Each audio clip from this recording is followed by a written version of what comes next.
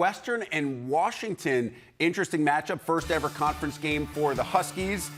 Big Ten Tailgate will be there live from Seattle. A fun beginning at 10 a.m. Eastern, 7 Pacific. You can only catch it on the Big Ten Network and the Fox Sports app. Good for Mike Hall and Tyvis Powell getting to go out there. I know you've been. Believe it's one of the best environments, atmospheres in all of college football.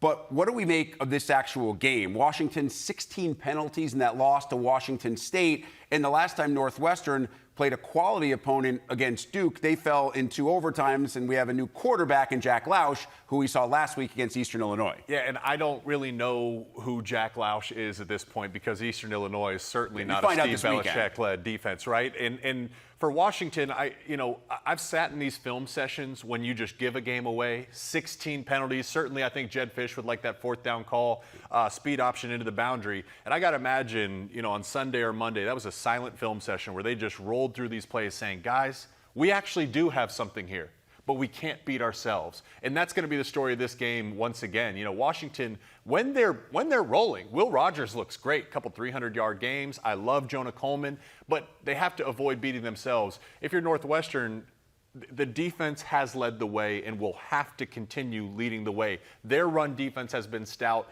They've allowed some dink and dunk passes underneath. So can that continue, or can Will Rogers, one of the most experienced quarterbacks in the Big Ten, kind of break through the back end of that defense and get some downfield shots? This one may not have the hype and the pub of Nebraska, Illinois, or Michigan, USC, but for these 2 teams who are not going to be favored in a lot of matchups throughout the course of the season, when you play one of these winnable games, it's a have to get it to feel good and set yourself up for the rest of the season.